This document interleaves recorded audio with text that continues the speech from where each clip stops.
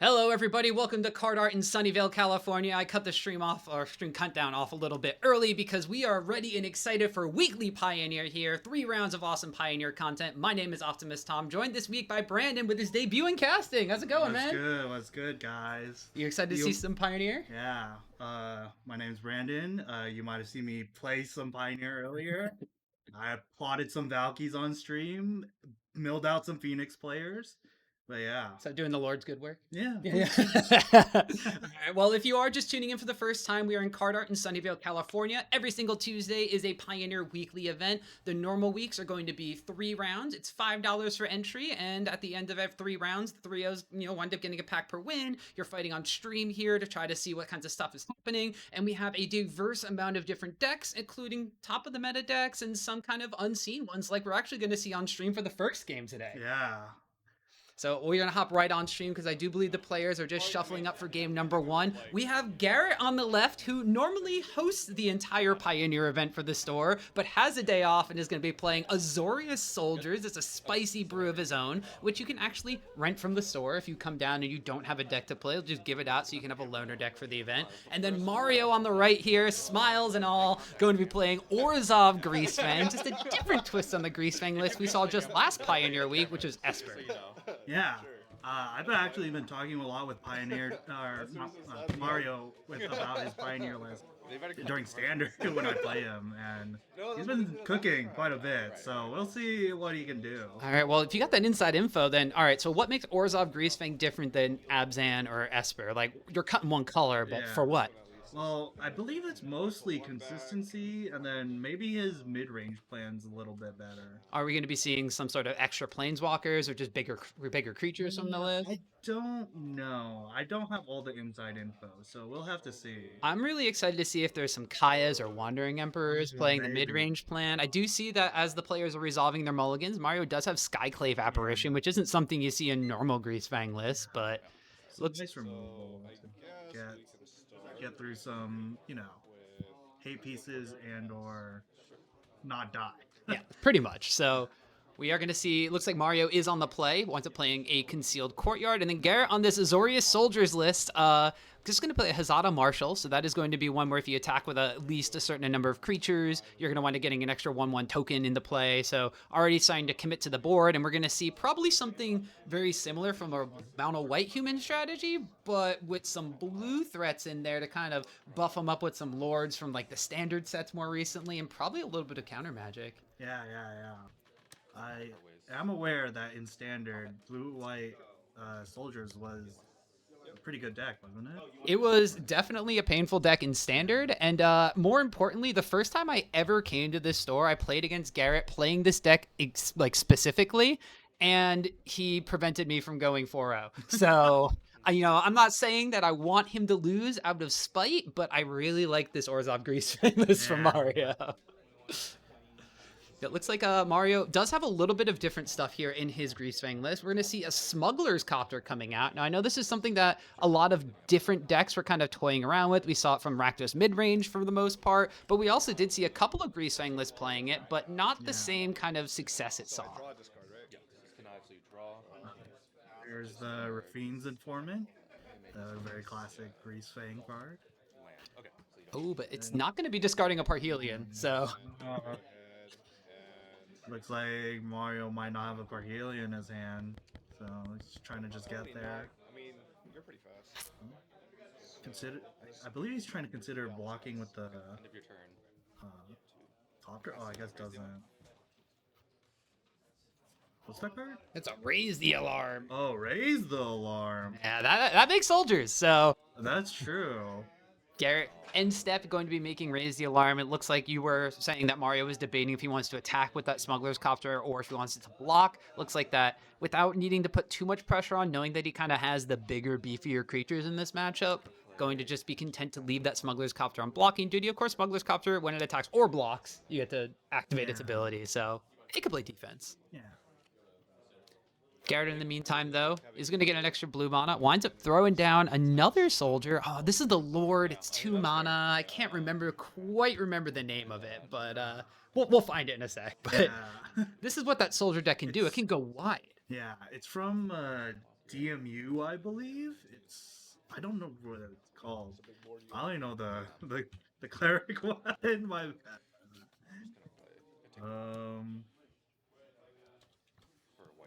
Yeah. Garret with a lot of 2/2s now on the board, I believe, and plays the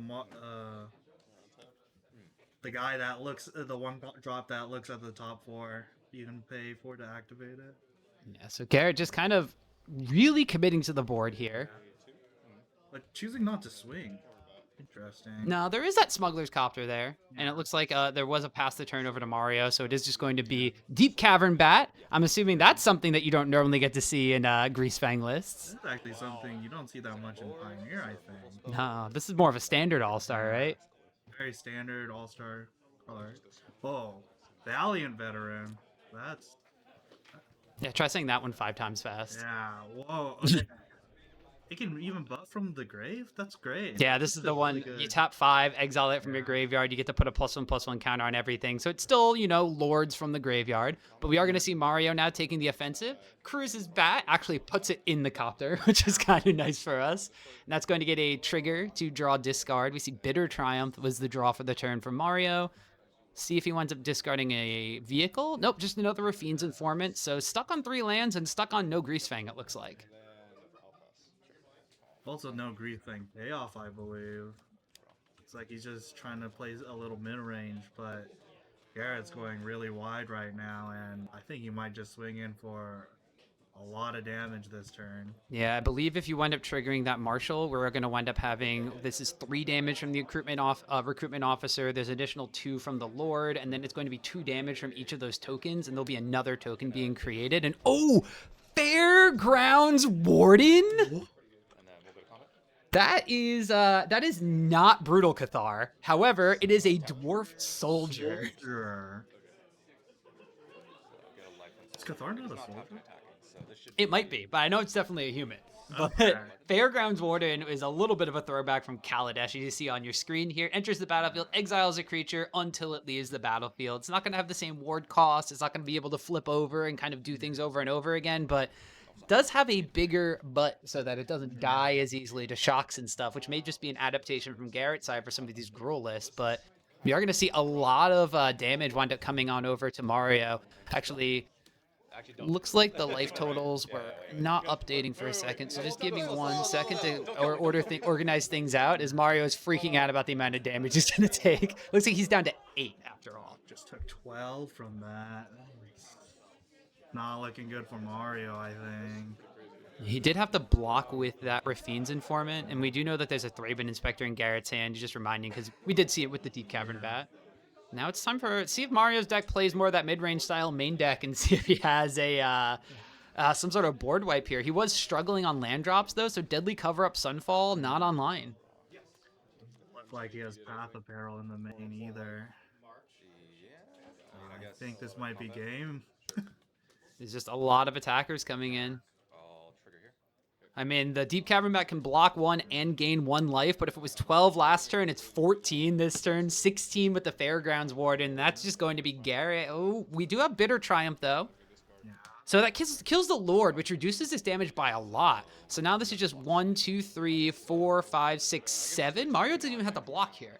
Oh, that's great for Mario, but based on what I think we've seen from his hand, I don't think... Oh, I guess he can block with the Copter. That's good. So you could trade here for the 2 damage. So that would wind up putting him all the way only down to, I believe, 3. But he could also block this Fairgrounds Warden, which would get the Rafine's Informant back to get another draw step. Yeah, just trying to dig for anything to live. Well, Thoughtseize is probably not it in this spot. Thoughtseize lose 2 life, go down to 0. Classic play.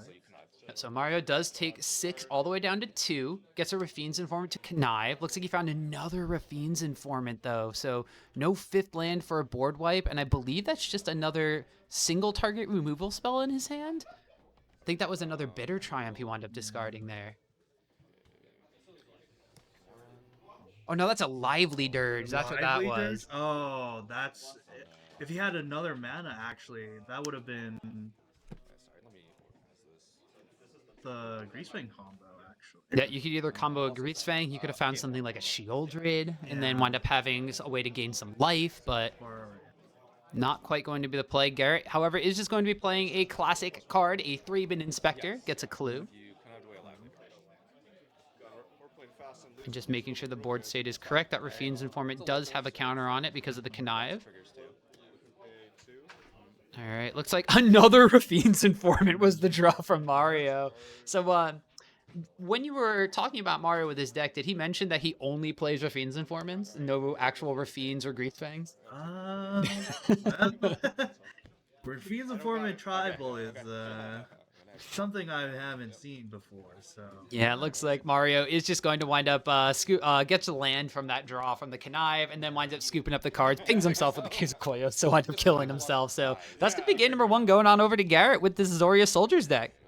Actually, I believe if Mario got another land there, he might have been fine with the Lively Dirge, but I guess he couldn't. He was digging, couldn't find it. Maybe should have cut that land from before when he discarded it. But it's tough. Especially that early on when you have 3 lands in hand, and you have, assumingly, if you didn't have the Lively Dirge, the rest of your hand just 2 drops. Yeah. You can't really fault him, especially with the Smuggler's Copter there to try to maybe find something. But we are moving on to sideboards. Azorius Soldiers is going to take game number 1. So this is where I need that insider information. Like, what do you think this Greasefang deck is going to be bringing in? Even if you don't exactly know, like, 100% the sideboard, like, are we expecting to maybe see a little more of that mid-range plan against this Soldiers deck?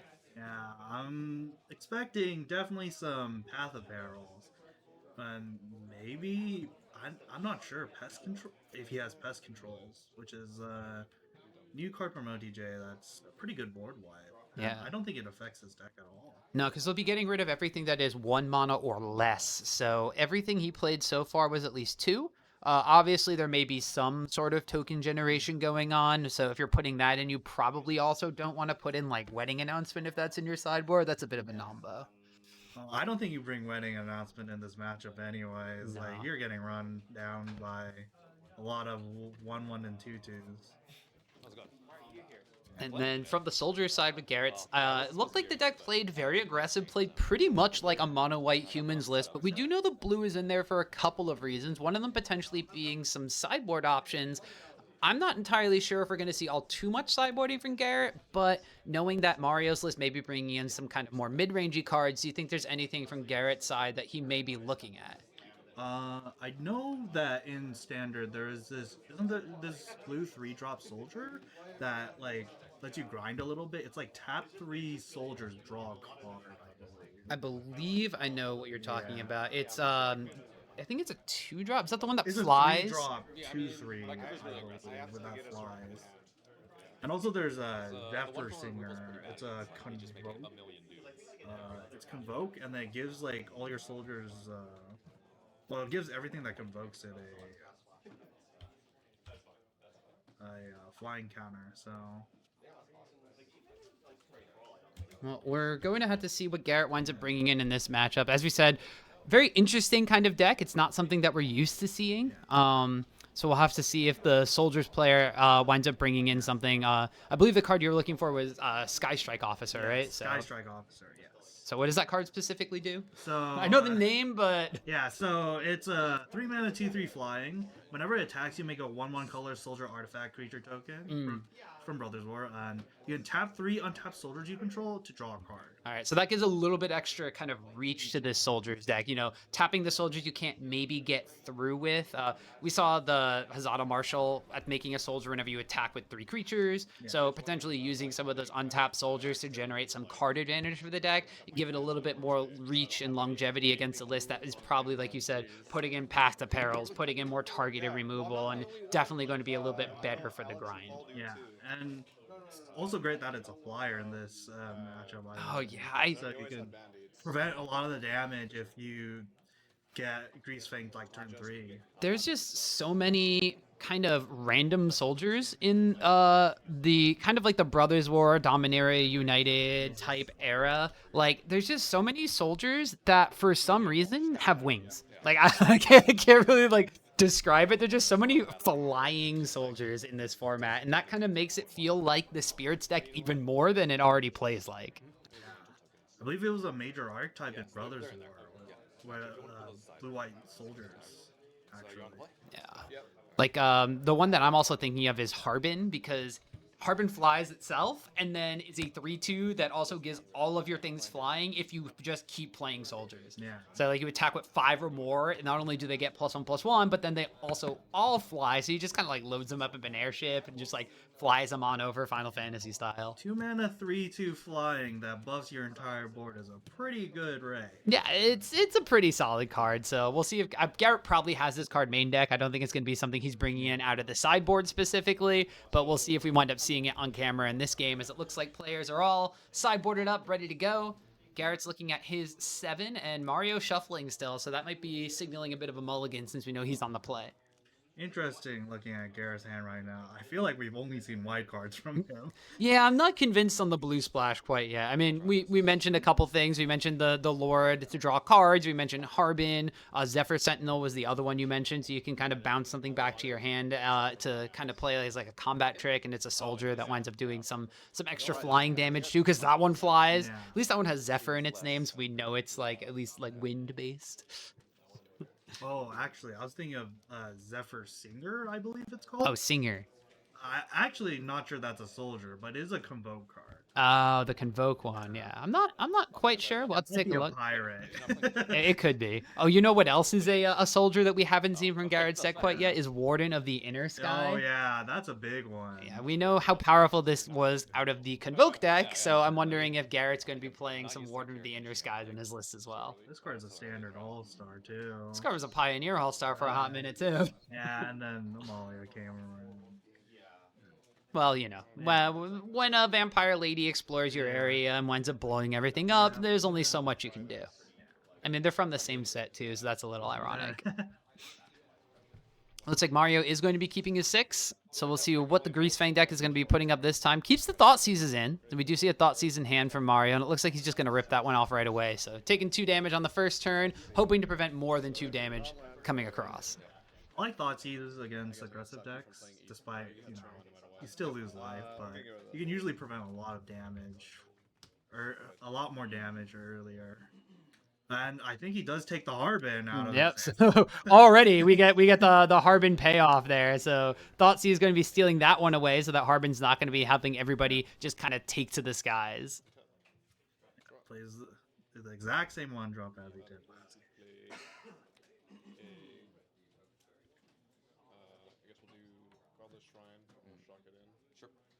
We see just a passing of the turn, and there's Harbin on everybody's screen, just to make sure we all know what everything does. It's a 3/2 flyer, and that's the kind of like field pump effect that's coming out from him, being able to, if you attack with 5 or more soldiers, you get +1/+1 and flying until end of turn. Mario, having a very similar game as well, is just going to be playing a another Smuggler's Copter from his side, but did have to shock in that Godless Shrine in order to do so on curve, so down to 15 from this attack.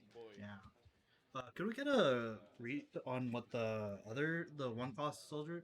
I don't believe I saw it last game. Oh, but, sure. yeah. I'll pull that one up while you go through what Garret is potentially going to do with this. He does have the Raise the Alarm in hand, too. So Mario does play a Urborg down, so all his lands are now swamps, even though... Oh, he's trying something. So just casting a Greasefang? Yeah, casting a Greasefang. I don't believe he has anything in Yard, but he's just going to play the Greasefang just to have it out. Sometimes you just got to play a 4/3. Yeah. I mean, to crew the Copter, obviously. There may not be another discard outlet in Mario's hand, so this may just be setting up a next turn kill if there is a Parhelion or something in hand. But no, just going to be discarding a Mutavault. Ooh, Hasdam. I was calling it Hazada, but I moved an A over, so that's why it took so long to find. Or it's like, I'm misspelling this so badly. Ravnica Legion. Yeah, it is fake battalion. Fake battalion. When we gotta not put the keyword on the card. Yeah.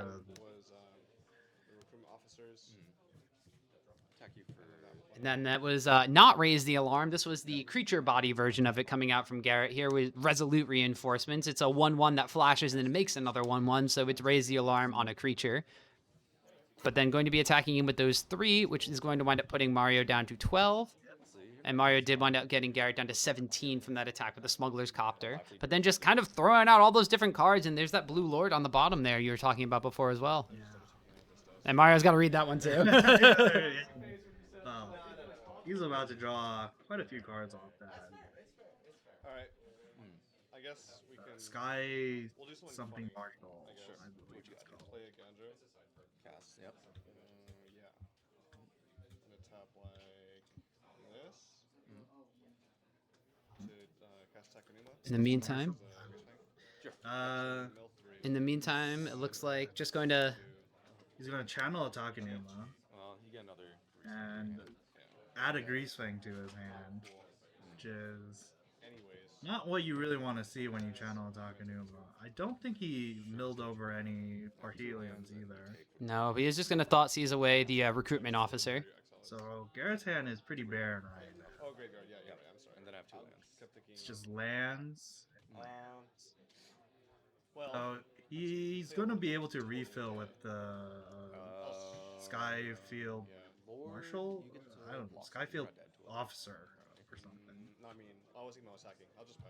This is the hard part about Magic the Gathering is you wind up having so many different cards with so many different things, and then you wind up playing against a deck like Garret. So you're just like, I knew what that card did when I needed it in limited, but I don't remember what it did when I had to play with it now. To it when he drew 3 cards off. It does look like just a passing over to the turn to Garrett's side. No attacking with that Greasefang, so might wind up having to play blocking duty, but can just still crew the Smuggler's Copter, so we don't have to really worry about it all too much. Sky Strike Officer. So it is whenever it attacks. So And I then- think Mario's looking to try and block it with his Smuggler's Copter, preventing Garret from getting any value out of it. Yeah, it is of note that these Hazda Marshal tokens do come in with lifelink. So one of these soldiers is going to have lifelink. Won't necessarily be the biggest thing, but still we're going to see Garrett's life total go up depending on how the attack is made here. But still really debating if maybe he even wants to attack or just kind of keep things back to activate that officer's ability to tap 3 and draw a card. I'm going to attack like this. On attack, I will make a soldier trigger. Instead valuing the token that gets made off of the Marshal, and that still does wind up having 3 soldiers available to tap because the officer can tap itself. It's very nice that the officer can tap itself. And looks like Mario's gonna be able is gonna chump the Hazda? Hazda? I'm going with Hazda. I'm saying that. I'm going with Hazda there. Hazda, yeah. And Garret was attacking with a life linker, so we are going to see a 3 total life point swing. Tap land. Oh, unfortunate for Garret. It looks like he top decked another land. Well, Garret will be able to draw a card at the end of Mario's turn, depending on what Mario does. If there's any sort of removal spells, you of course can do that in response to try to draw the card. But Mario right now does have an Aether Sphere Harvester in the graveyard on the top of his screen there. So finally has a different vehicle. This one is probably going to be one that was coming in out of the sideboard from his deck, because that is more of definitely an anti-aggro card that I remember from old Kaladesh Standard here, where it's going to be able to give you energy, and you pay an energy in order to give it lifelink, and it's just a 3/5 Stonewall at some point. Yeah, this card really Stonewall aggro deck. Just like a really big butt. It's 3/5. Gain 3 life every time you block or attack. Not really anyone's Now, were you playing Magic at all when Kaladesh was first released? Actually, that's when I took a break. but- Well, a lot of people kind of saw energy and then took a break, so I Yeah. can't really blame you for that. But I remember playing this in the Winding Constrictor deck, the green-black Constrictor deck. That's where I know played that. this one in. That deck looked sweet. Yeah. Yeah, it's not bad. Well, And then we're gonna do that again. Nope, we're playing back to Raffine's Informant Tribal. Counter. Or no counter. No counter. Okay. immediately connives the card from the top of his deck into Yep. Yep. And then helicopter. All right, well, we are going to have a copter swing. And I think at this point, what Mario is basically trying to do is just flip over a Parhelion or something, like basically as soon as he can. Yeah, I agree. It is the proper thing to do here.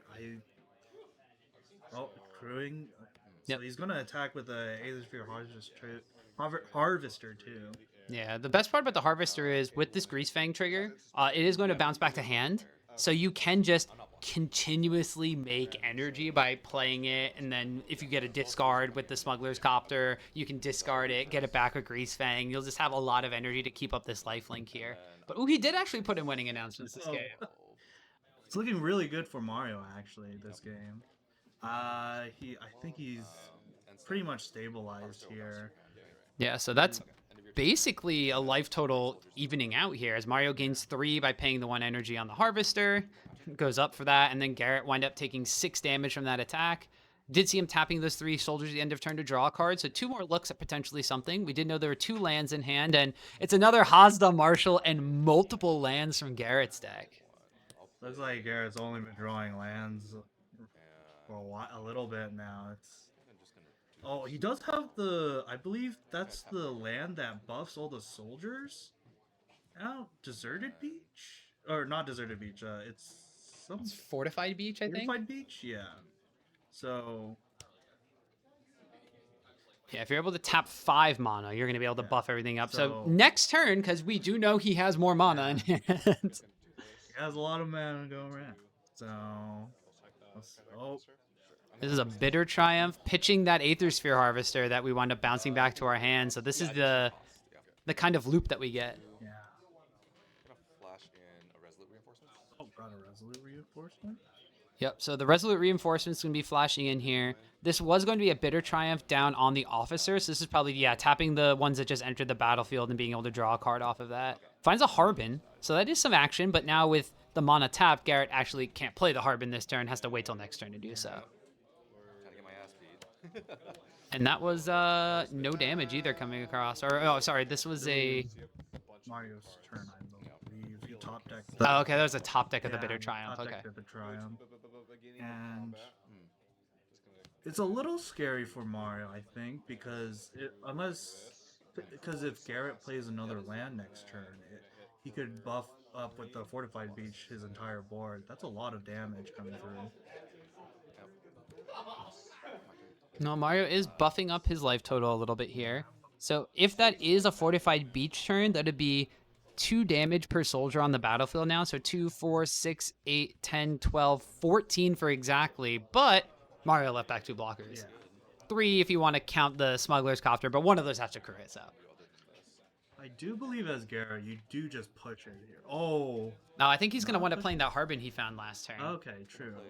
Because this is another Lord effect. So now Harbin comes into play, and now you have an extra soldier to give everything flying, which means that you're going to be able to fly over everything but the Smuggler's Copter, and it might force Mario to stop his loop there with the Aether Sphere Harvester, and then wind up having to play defense with it instead of offense. Actually, Harbin's attack with 5 or more soldiers and not including himself. So I think Garret can just go for it this turn. This is still going to be 2, 4, 6, 8, 10, 12 altogether. So keeping 1 back. So this won't be an attack for lethal, but like we said, there's still the Smuggler's Copter to block a flyer, but this is still going to be a huge amount of damage coming Mario's way. I think pushing for lethal here is, obviously not lethal, but pushing for all this damage right now will help him a lot later, and then basically end the game in 2 turns guaranteed. Yeah, so we do end up seeing blocking on the Marshal, so that means there'll be no more tokens being created after this turn, but that's still 10 damage coming across to Mario. And Garret gains a good chunk of life back from his soldiers with lifelink. Here's a rest in peace. Oh, Garret says, here's a rest in peace.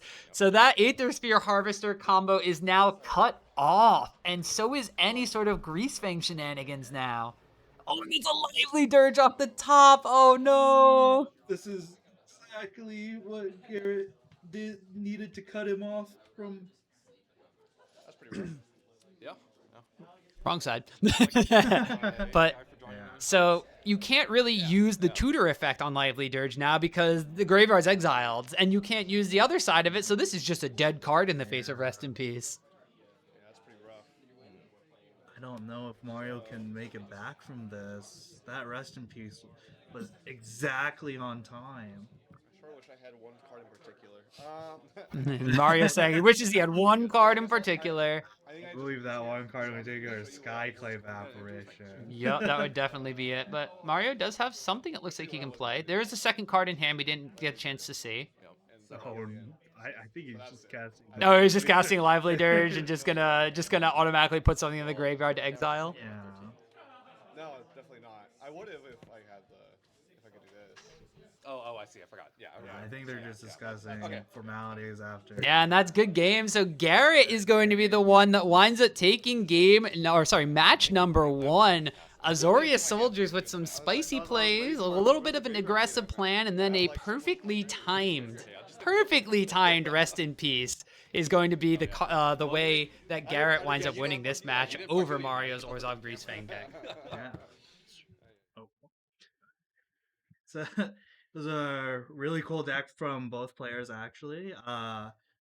That soldier's deck looks really scary to be playing across from, yeah? I mean, so the mono white humans deck kind of fell out of favor because Amalia combo, obviously. And then we wound up seeing decks like mono green didn't exist anymore, and that was a very good matchup for the mono white humans deck. True. This soldiers deck kind of takes a little bit of that edge off from like just kind of slamming, growing 1-drops, plays a bunch more 1/1s, so it's not necessarily as painful early on, but then plays so many lures, which like none of the humans decks played any lords. You just wound up having very efficient enters the battlefield or attacks trigger creatures. This one kind of playing more of like that kindred style of deck, maybe like a merfolk like style thing, and then having all these extra effects, and then like I said, for some reason making all of its soldiers fly. Like that's very, very difficult to deal with. Yeah, and I do like the blue. I think it helps your sideboard plan a little bit. Like against these combo decks like Amalia, you can have like counter spells to stop them from assembling the combo. I do believe there's a soldier-based counterspell. It's like a 3-mana one that costs 2 or something. It's like a mana leak or something, where if you have a soldier instead, like it's like a reduced cost. Very similar to like a Geistlight Snare. Interesting. Yeah, I only remember that card existed because I didn't know that card existed. Played against Garrett's deck earlier when I was on Waste Not. So he had a bunch of 1/1s out, and I just turn 3, slammed down a Meat Hook Massacre, X=1, and he countered it. And I was like, oh, well then, that's not right. Huh. Yeah, so it can be a little bit tough when you don't know like the specifics of a list, when you don't necessarily know some of the cards that they could kind of pull out. And I mean, from both of these players, they both kind of had some sort of like lesser known style lists. Like we wound up having Mario's list was an Orzhov Greasefang list, so you didn't have the Grizzly salvages. You didn't wind up having things like what Pillage the Bog was the card that a couple of decks have been trying out. I know like Nivtalite plays that as like a 1 or 2 of in some of their lists. So you didn't necessarily have these cards that could like dig deep and help find the combo early. You just kind of had mid-rangey, efficient style cards that didn't really hold up in that specific matchup. Yeah, I think his game plan was probably to play the mid-range game, and then since you have a 1-card combo in Lively Dirge, you can just combo your opponent out whenever you want to. Yeah, and we did see the Thoughtseize stayed in, the wedding announcements came in, but game number 2 looked kind of like game number 1, just with a couple of less creatures on the battlefield. So maybe it was just also without like those cards that can really dig through your deck like Grizzly Salvage. We didn't really see kind of the proactivity and the ability to kind of dig for the cards that Mario needed to stabilize. It was really on those draw discard effects. I mean, the Smuggler's Copter did work. The Smuggler's Copter wound up finding, like 3 or 4 additional cards just by blocking. Yeah. I'm not sure. Maybe Mario didn't have any sideboard cards for this. Well, you might not have the sideboard. Oh, no, not specifically that one. Yeah. Maybe no board wipes in there, which might have been a little bit of an issue here, but yeah. Because I could see in a deck like Mario, and I'm wondering if you agree with this. We were talking about Path of Peril as being like a really good answer to what Garret was doing. Mario also had so many 2-drops. Yeah. He had Rafine's Informant. He had Smuggler's Copter. And he had the Deep Cavern Bats. Oh, Deep Cavern Bats. Well, I think the deep camera bets are probably main board, and then you would probably side those out in this matchup. Yeah. Like, what are you gonna take from it? Well, I guess it blocks, but It trades with a Hazda Marshall, as we learned. It's Haazda, not Hazada. So, but Garrett's going to be advancing to 1-0. So that means we could potentially see the soldiers list a little bit later on. We'll see how it winds up doing. Like we